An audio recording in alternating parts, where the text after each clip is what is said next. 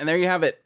Yet another extremely depressing end of a story arc for Made in Abyss. And it looks like based on the manga, we're pretty much caught up. So don't expect any new Made in Abyss anime anytime soon. We are pretty much covered. I think there's like a few more chapters. Then that's it. So super bummer. It's going to be quite a while before we see anything else of the story unless you jump in the manga and just read it as it comes out. But yeah, few things in this episode. First of all, let me get this out of the way. Pakoyan? Is this canon? I seen this and I'm like, wait. Okay, I get it. A lot of these hollows inside of this particular area kind of do things that are out of the norm of certain humans. I mean, they just have this act of this is valuable, so I need to help this, or this I need to give this up to this value. I need to give my entire self to this value.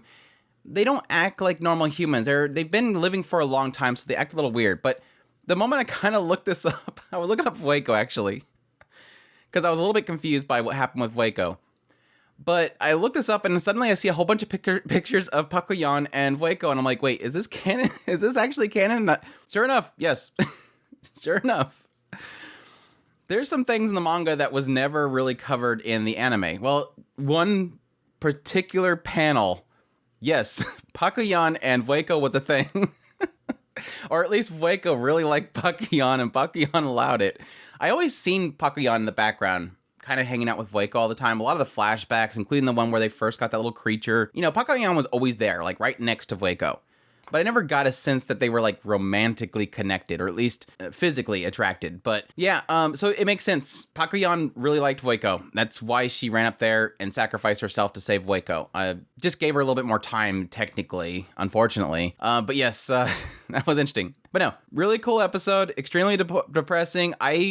There's a side of me that's sort of a little bit let down. Like it didn't feel as there's a feeling as if there's a little bit of unfulfilledness in here, but I think that's technically the flavor of Made in Abyss.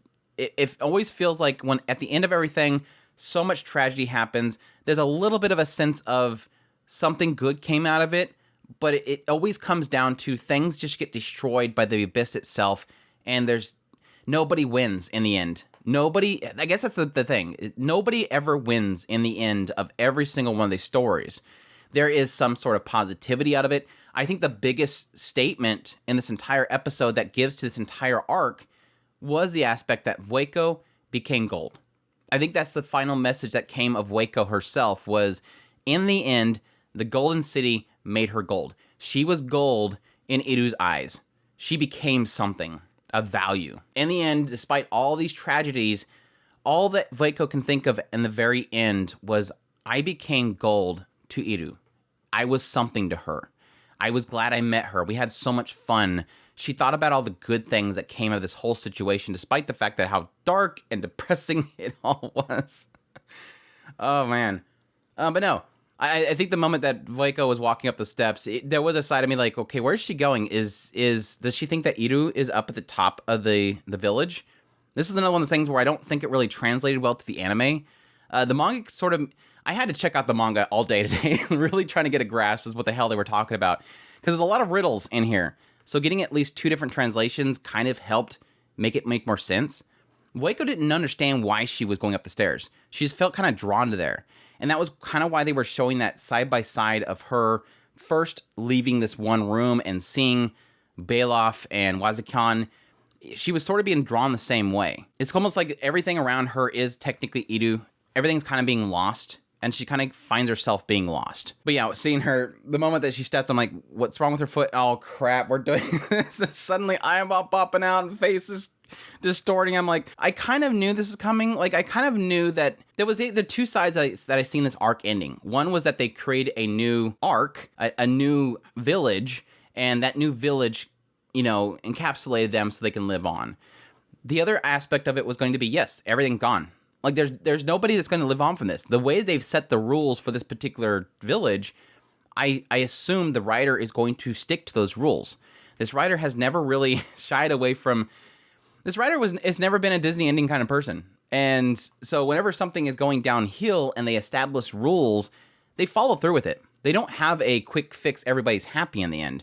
they always follow through with the rules. So if things are deteriorating, if the village itself is falling apart, everybody's dead. Like, there's no way anybody besides Fopta is going to live. So I assumed eventually, yes, Waco was going to unfortunately pass. I don't know that I wanted her to change into a hollow and distort and have this whole scene with her and Fopta.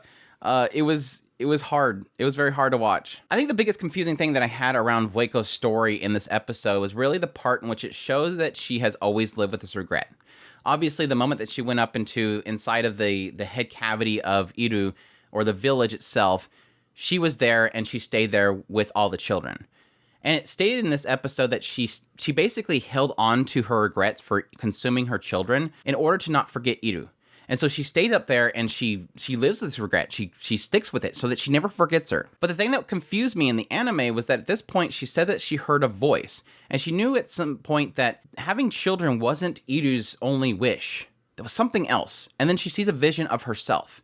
And I was thinking at this point, this is where I was like thinking, I'm running different directions. I'm like, okay, so is this establishing that she took a part of Waco and we're going to see a Waco later on? Like, is she going to recreate a Waco?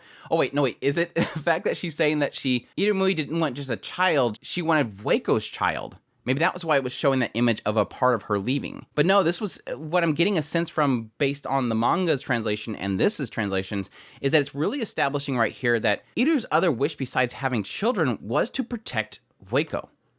This is the whole reason why she, out of everybody, retained her human form. That's why she was shocked when she finally started changing. She's like, oh wait, I just realized I've always been human.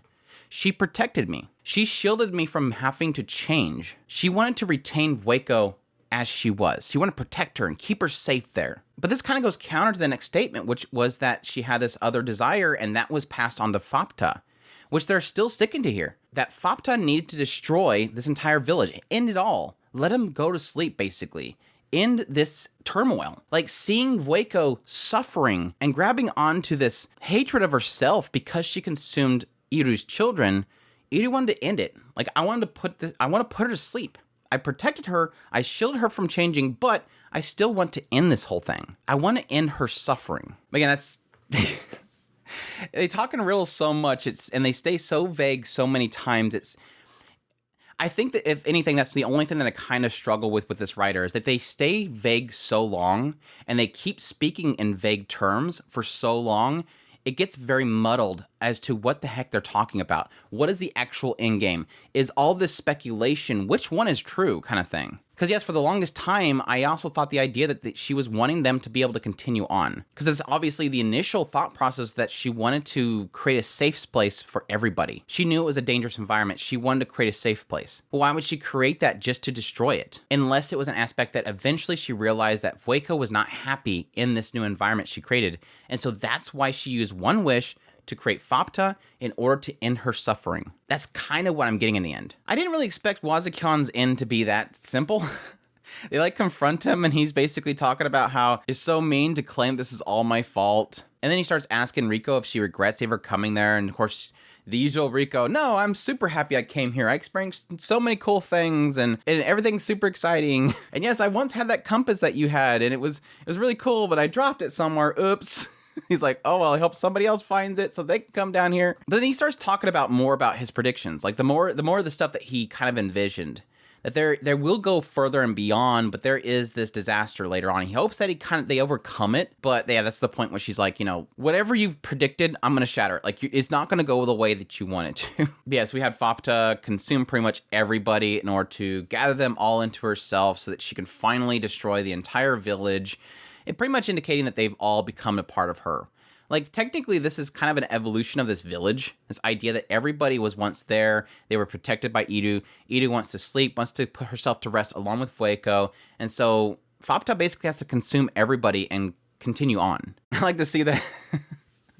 I like seeing that that technically Kaja got exactly what he wanted. Like, Kaja, the one thing Kaja wanted was to be able to be housed within pure value, and so he got to actually possess Fopta's body and control it for a brief time. So he got his dream just before he passed away. Yeah, that all leads up to the hurt scene Fopta with Waco, that was super sad. But again, that's pretty much right there where they're establishing this idea that Waco realizes at this point she's been turned to gold, that she was the only thing that Iru kept for herself. She gave Fopta everything, like all of her memories, all knowledge of this place, but Waco was the one thing that Iru kept to herself. She didn't want to give that up. And Fopta at this point realizing just how important Waco is to her mother, but additionally the idea that Waco absolutely loved her mother and was broken at the idea that she would never, ever see her again. But though it seems like at this point, it feels as if Waco is almost seeing Iru in Fopta. No, you don't act the way she does. You feel the same way she does. But then she starts calling out to her as if she was Iru, saying that she's glad that she discovered her. Again, kind of indicating that idea of becoming gold as to what this guy said once before. But then, yes, finally passing away, which was painful in itself, but at the same time, seeing Fopta breaking down. This isn't mine. This is my mother's. I have nothing to do with this thing, so why am I feeling this way?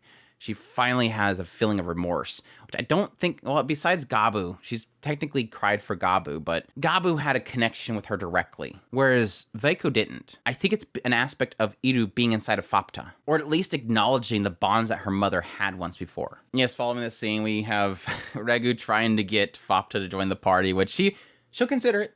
She'll consider it. She won't say it, but she'll consider it.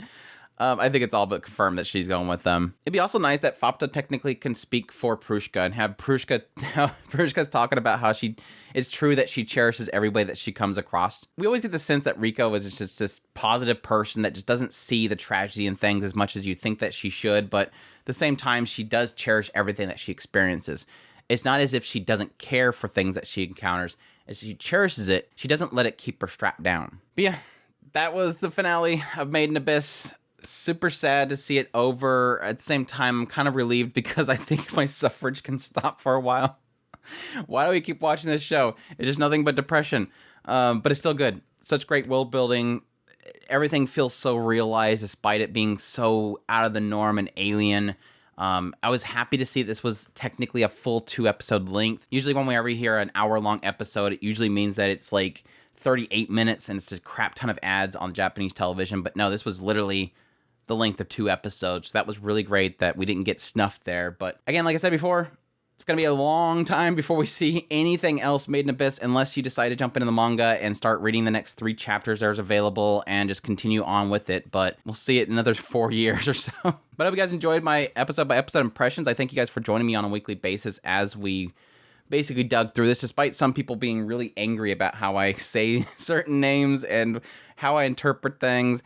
And I think sometimes some people read the manga and so they don't realize that things are vague, but they fill in the holes because they know the source material. But that's fine. I'm used to being criticized. But as always, if you have not already, make sure that subscribe button to get all my content. I do news reviews, first impressions, top list. If it's anime, it's pretty much here. I'll be doing some episode by episode impressions of the shows for the following season, as well as first impressions of every show. So if you want to get a brief idea of each show as they come out and don't have the time to watch all of them, you can get my impressions there. Additionally, if you like my content and you want to support the channel, I greatly appreciate if you consider supporting us on Patreon, our tips link, or super thanks button down below. I greatly appreciate everybody that does. And y'all take care.